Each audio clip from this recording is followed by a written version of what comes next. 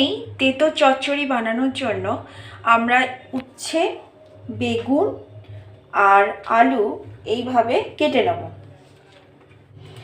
সর্ষে, অল্প একটু সর্ষে, কাঁচা লঙ্কা আর এর মধ্যে মিশিয়ে দেবো অল্প একটু হলুদ, যাতে সর্ষের তেতো ভাবটা কেটে যায়।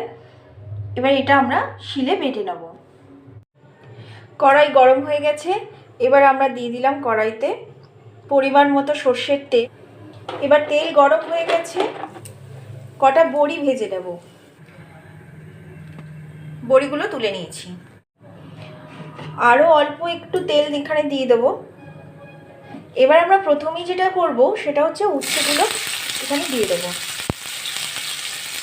আগে উচ্ছেগুলো হালকা করে একটু ভাজা ভাজা হয়ে গেলে তারপর আমরা এখানে আলু আর বেগুনটা দিয়ে দেবো।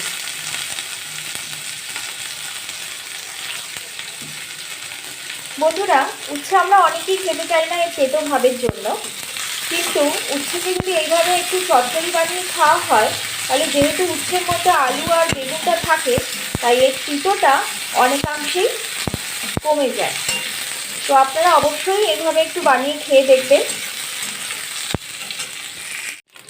এবার বেগুনগুলো এখানে দিয়ে একটু হালকা এপিট ওপিট ভেজে নেব। বেগুনগুলো হালকা করে ভাজা হয়ে গেছে, তো এবার আমরা আলুগুলো দিয়ে দেবো এখানে। একটু নাড়াচাড়া করে নেবো ভালোভাবে। এর সঙ্গে আমি দিয়ে দেবো এখানে পরিমাণ মতো নুন আর হলুদ। এবার এইভাবে নাড়াচাড়া করে নেবো।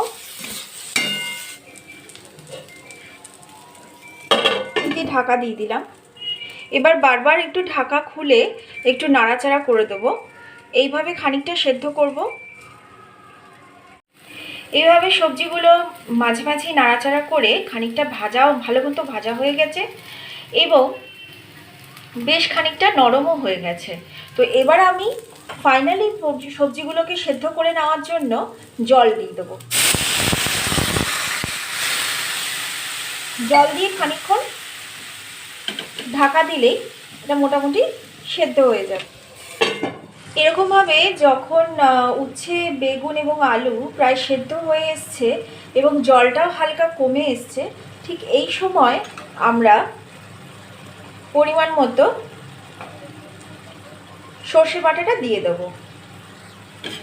দিয়ে একটু নাড়াচাড়া করে নেব। নাড়াচাড়া করে আবার একটু ঢাকনাটা দিয়ে দেবো। নাড়াচাড়া করে আবার একটু ঢাকনাটা দিয়ে দেবো। সর্ষে দিয়ে নাড়াচাড়া করার পর আমরা বড়িগুলোকে এরকম হালকা করে একটু ভেঙে নেব। মানে একদম গুঁড়ো হবে না, জাস্ট একটু বড়িগুলো কুচি হবে।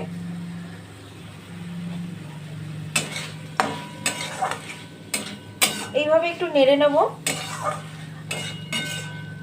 জল প্রায় শুকিয়ে এসছে, আর যেটুকু জল আছে সেটুকু জল শুকিয়ে নেব, কারণ এই উচ্ছে বেগুন আলুর চচ্চড়িটা কিন্তু একদম শুকনো শুকনো হয়। আমার উচ্ছে বেগুন আলুর চচ্চড়ি কিন্তু একদম রেডি। আর আপনারা অবশ্যই এরকমভাবে এই রান্নাটা ট্রাই করে দেখবেন। আশা করি গরম ভাতের সঙ্গে কিন্তু দারুণ লাগবে। আর ভালো লাগলে বন্ধুরা অবশ্যই আমার এই ভিডিওটিকে লাইক শেয়ার করে দেবেন। টাটা।